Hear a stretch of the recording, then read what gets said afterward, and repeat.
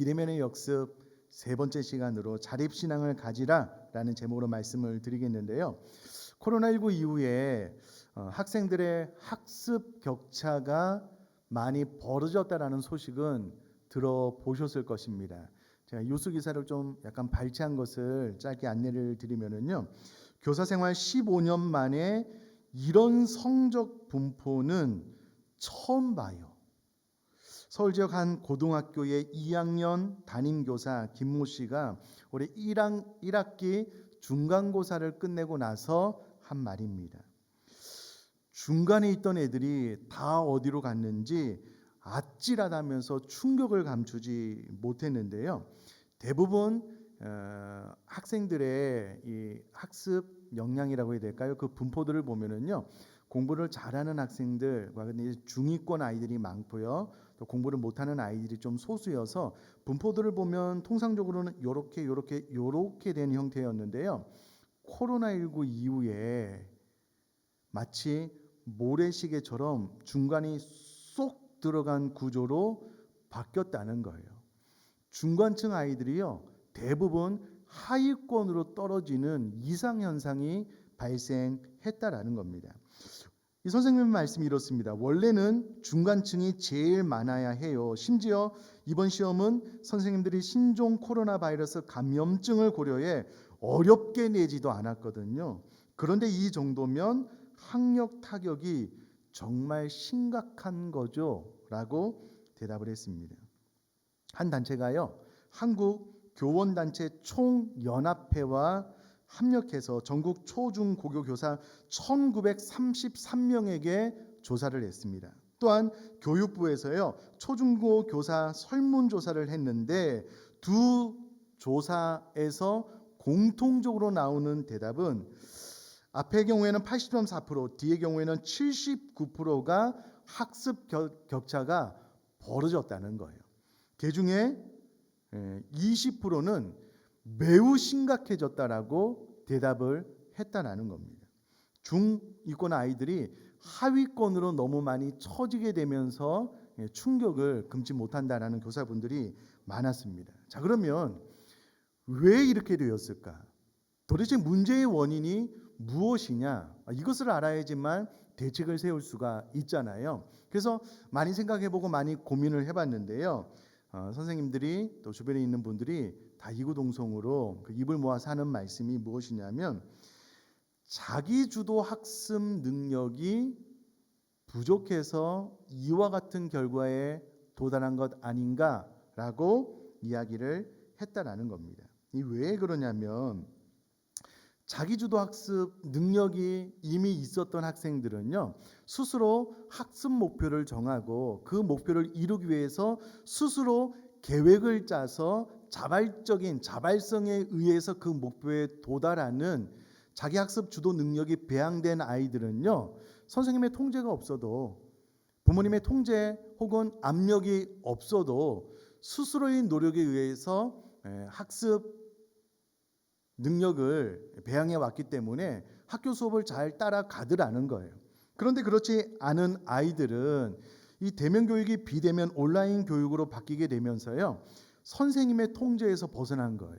또 부모님들도 출근하고 나면 순수하게 자신의 의지에 따라서 온라인으로 수업을 하고 자신의 의지에 따라서 공부를 해야 되는 거예요.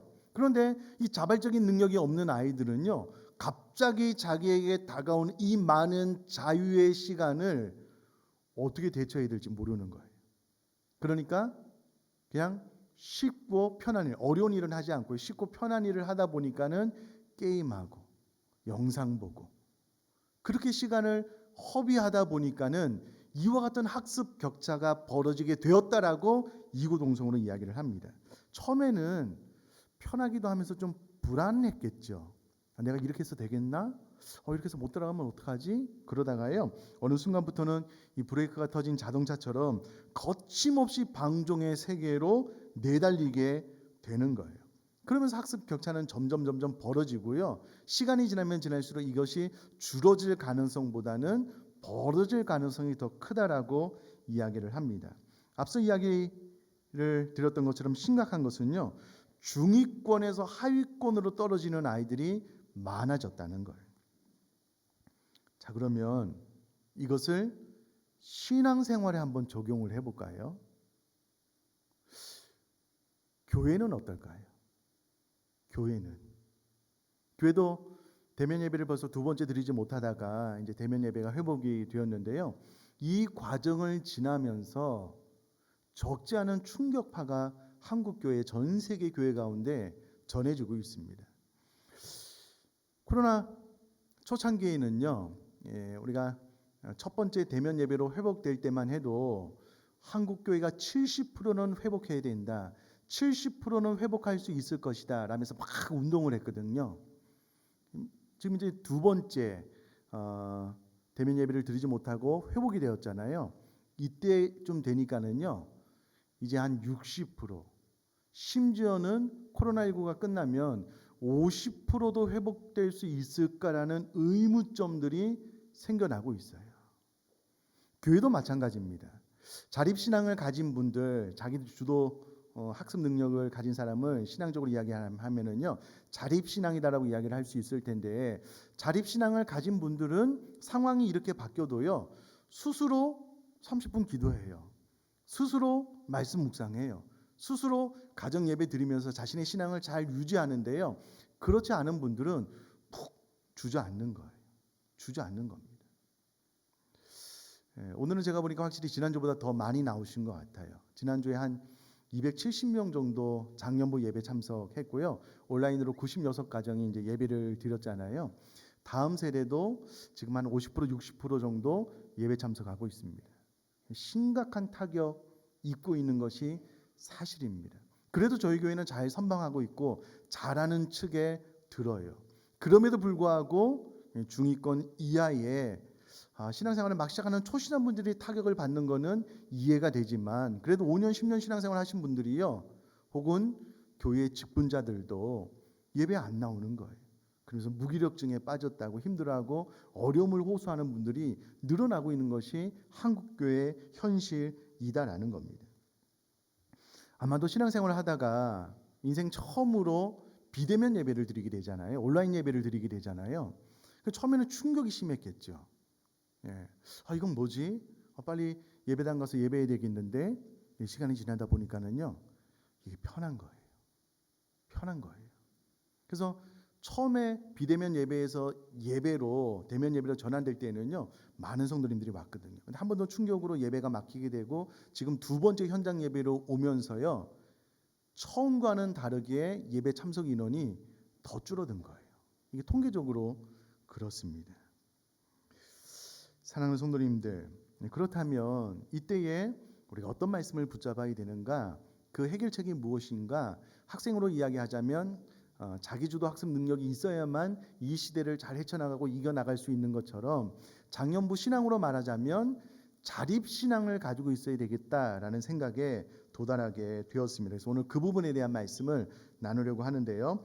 오늘 본문 말씀으로 돌아와서 에베소서 5장 15절 말씀을 보면은요, 그런즉 너희가 어떻게 행할지를 자세히 주의하여라고 이야기를 하고 있습니다. 그런즉이다라는 말은 앞에 성도는 빛 대신 하나님의 자녀로서 빛의 열매를 맺는 삶을 살아야 되는데, 그런즉 그것이 가능케 되기 위하여 당연히 지혜롭고 성령 충만을 받아야 된다라는 의미로 그런즉이 사용되고 있는데요.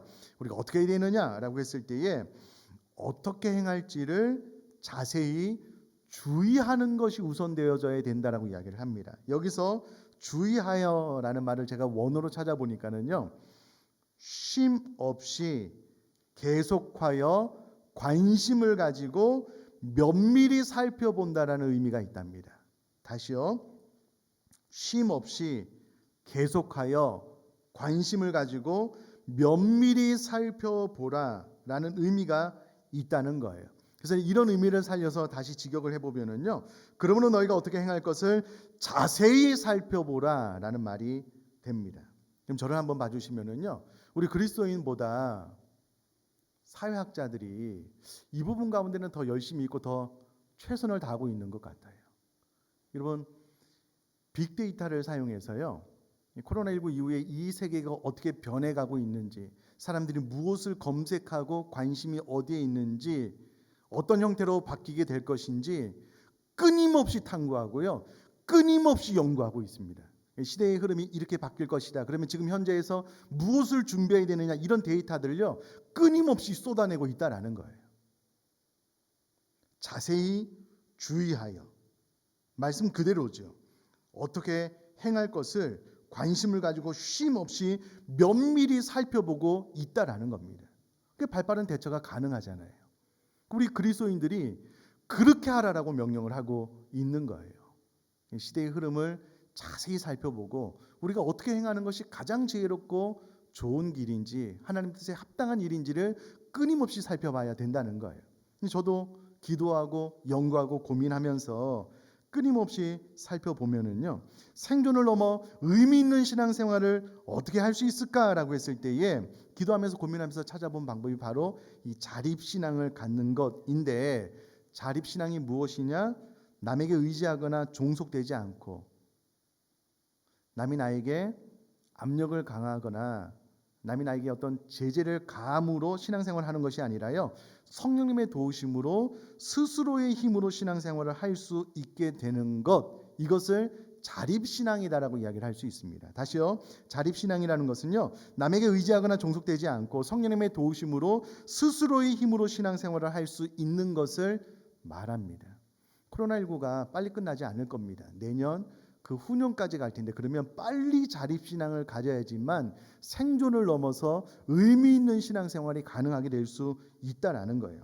자, 그러면 자립신앙을 가지면 어떤 삶을 살 수 있는가? 자립신앙을 갖지 않으면 어떤 일이 발생하는가? 참 감사하게도요, 이 에베소서가 친절하게 이야기를 다 해주고 있습니다.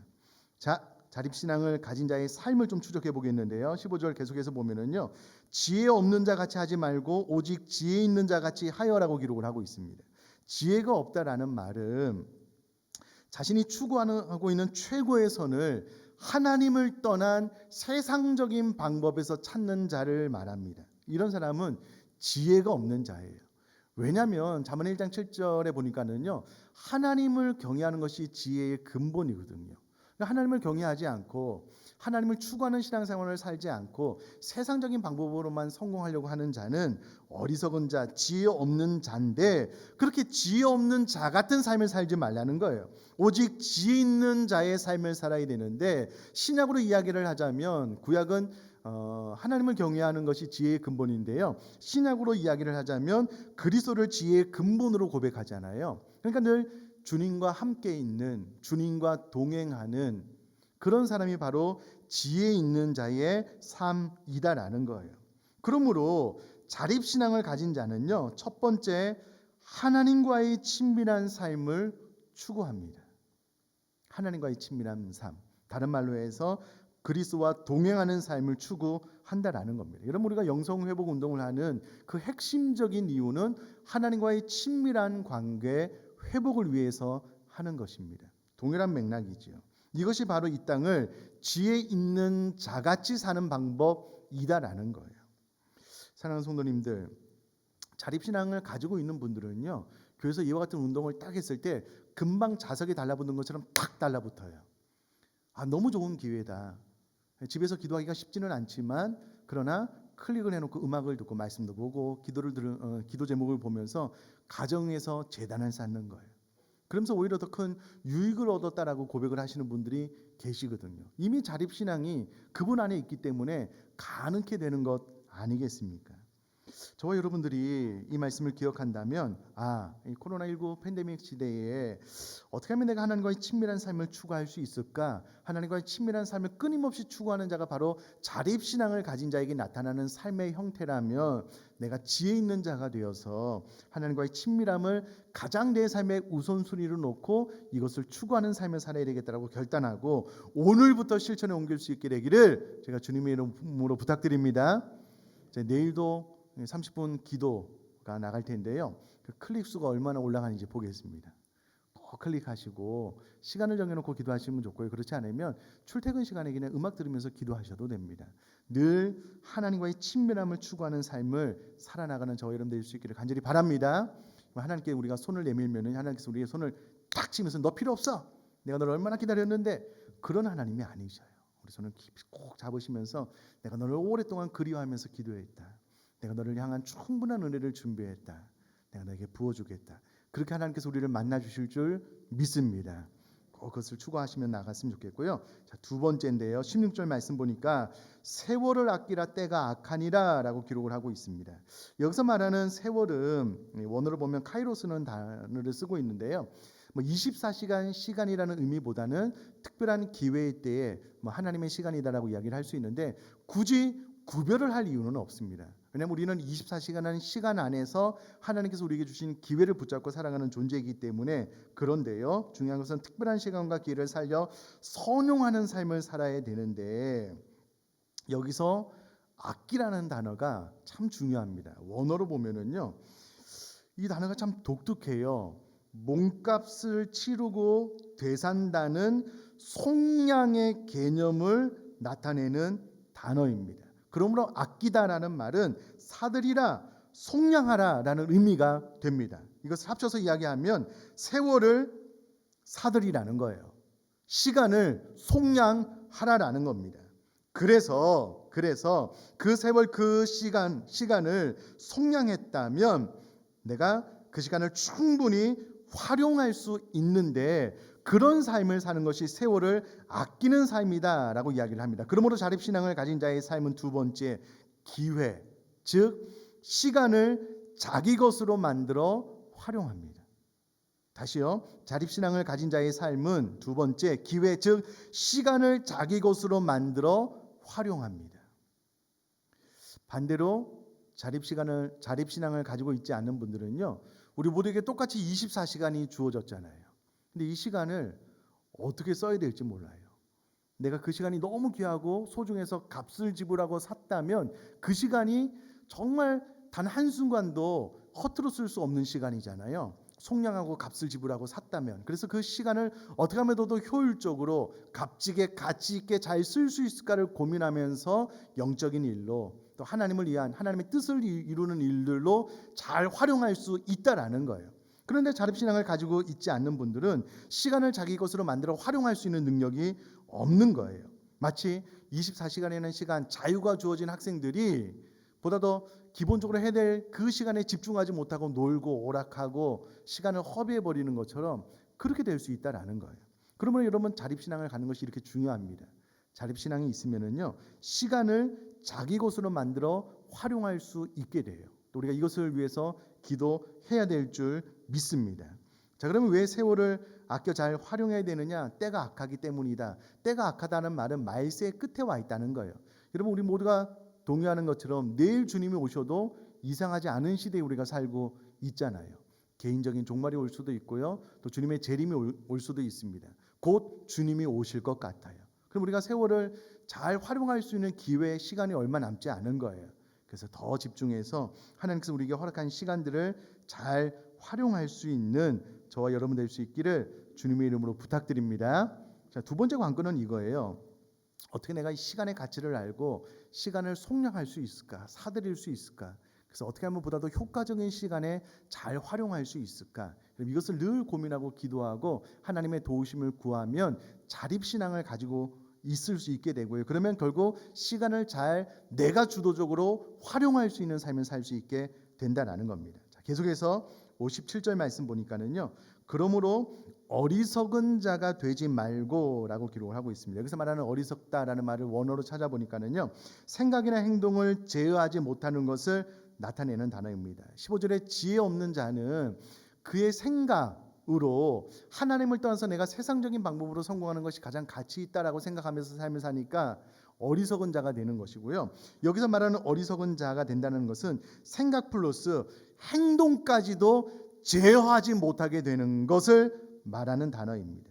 그러므로 어리석은 자가 된다라는 것은요, 내 생각을 내가 내 마음대로 못해요. 내 행동을 내가 내 마음대로 하지 못하게 되는 상태에 도달하게 되는 것을 이야기하는데 그렇게 되지 말라라는 거예요. 잘 생각해 보면 나의 신앙생활도요, 어느 순간 내 생각이나 내 행동이 제어가 안 되는 거예요. 여러분, 우리가 늘 하나님과 주님과 동행해서 하나님의 지혜와 총명이 임하잖아요. 그럼 상황 파악 분별이 잘 돼요. 이때는 이런 말을 하고 이때는 이렇게 대처하고 이때는 하나님 앞에 무릎 꿇어야 되겠구나. 그게 눈에 정확하게 보이거든요. 근데 영적으로 깨어있지 않고 느슨해지면은요, 이 모든 판단이 잘 되지 않아요. 심지어 시간이 지나면 지날수록 내 생각도 내 행동도 내 마음대로 제어가 되지 않아요. 그래서 내 마음에 언젠가는 하나님의 은혜를 구해야 되는데 어느 순간 무기력에 빠져 있는 거예요. 도저히 힘이 생기지 않아요. 해파리처럼 힘이 들어가지 않아요. 그런 상태가 되는 것을 오늘 성경 본문은 어리석은 자가 되는데, 어리석은 자가 되지 말라라고 권면을 하고 있다라는 겁니다. 특별히 여기서 된다라는 말도 원어를 찾아보니까는요, 기네스데라는 단어가 쓰여졌는데 현재 명령형으로 쓰여졌습니다. 이 말은 어리석은 생각이나 행동을 하지 않는 자가 되기 위해서는 지속적인 노력이 필요함을 나타내는 단어입니다. 자, 그러므로 자립신앙을 가진 자의 삶은 세 번째, 지속적인 노력이 가능하다는 거예요. 다른 말로 지속적인 노력이 가능할 수 있도록 우리가 기도하고 도전해야 된다는 겁니다. 이게 무슨 말이냐면요, 어느 순간 내 생각이나 행동이 제어가 되지 않는 거예요. 그래서 하나님 앞에 도우심을 구해요. 근데 이것을 지속적으로 해야지만 결국은 내 생각과 내 행동이 총명해지고 잘 컨트롤해질 수 있는 단계로 나아갈 수 있다라는 겁니다. 이걸 이렇게 설명을 하면 좀 이해가 쉬울까요? 가끔 우리 목회자분들과 함께 축구를 할 때가 있어요. 저를 포함해서 자신의 운동 능력치가 어느 정도 되는지 잘 모르는 분들이 대부분이에요.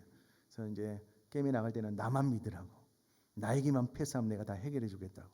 운동장에 딱 들어가잖아요. 5분만 뛰면 죽으시려고 그래요. 막 이렇게 해요. 바꿔달라고. 10분 뛰면은요 거의 쓰러지셔요. 119 불러야 돼요.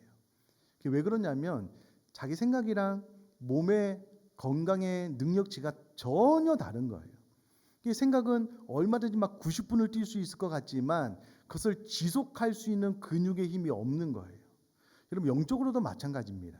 내가 생각할 때 나는 정신만 차리면 금방 회복돼. 아이고 나 뭐 그냥 마음만 먹으면 언제든지 그냥 예배할 수 있어라고 생각하지만 그렇지 않아요. 여러분, 영적인 근육이 있어야 되는데요, 이게 생겨나려면 지속적인 노력이 필요하다라는 거예요. 근데 놀라운 것은 자립신앙을 가진 자의 삶은 지속적인 노력이 가능해요. 꾸준히 계속돼서 자기 페이스를 늘 유지할 수가 있어요. 내가 그런 삶을 살아갈 수 있도록 오늘부터 기도하고 도전할 뿐만 아니라 그런 신앙을 동경하고 하나님의 은혜를 구할 수 있게 되기를 간절히 바랍니다. 지속적인 노력, 지속적인 기도, 지속적인 말씀 묵상, 이게 늘 오르락내리락 하지 말고 계속해서 꾸준히 할 수 있는 능력이 나에게 필요하구나. 이런 능력이 나에게 계속해서 부어짐으로 말미암아 내 신앙생활의 페이스를 계속 유지할 수 있도록 하나님 앞에 도우심을 구하고 기도하셨으면 좋겠습니다. 자, 마지막으로 17절 말씀 보니까는요, 오직 주의 뜻이 무엇인가 이해하라라고 되어져 있습니다. 새 사람이 된 그리스도인으로서 이 악한 세대의 흐름을 따르지 않고 정말 거듭난 성도로서 하나님의 뜻을 아는 것은 기본이잖아요. 기본적인 신앙생활 아니겠습니까? 때문에 바울이 이해라는 단어를 이 성경에서 사용했을 때는 지각되는 대상과 자기 마음을 합치하여서요, 그 본질을 깨달아 아는 것을 의미하는 단어로 이해라고 사용하고 있습니다. 그냥 단순히 내가 너 이해했어 이게 아니고요, 그 사람의 본질, 내 마음의 깨달음, 이 모든 것들을 아는 것을 이해했다라는 표현으로 사용하고 있는데, 이게 가능하려면은요 성령님의 도우심이 필요해요.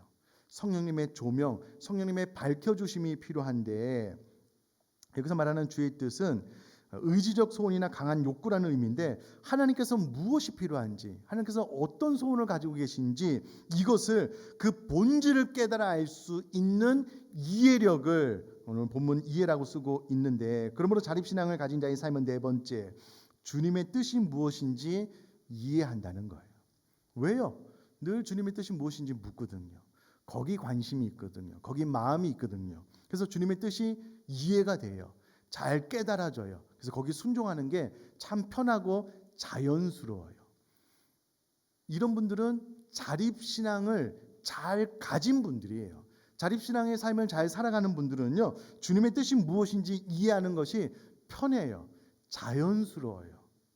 여러분, 꼭 이런 신앙생활을 해 나가기를 주님의 이름으로 축복합니다. 요즘 이혼을 당하는데요. 뜻밖의 남편이 아내랑 잘 살았어요. 아내가 이혼하자고 그러는데 그 이유조차 모르고 이혼을 당하는 경우가 있대요. 도무지 이혼하는 이유를 모른대요. 남편만 모르는 거겠죠. 남편이 끊임없이 아내가 자기 때문에 왜 힘들어하는지 어려워하는지 관심을 가지고 때로는 물어봐야 되잖아요. 어떻게 잘 지내냐고, 나 때문에 힘든 것은 없냐고. 전혀 생각지도 않으니까 갑자기 헤어지는 아픔을 경험할 수 있는데, 여러분 신앙생활 하면서도 끊임없이 내 소원만 하나님 앞에 아뢰지 말라는 거예요.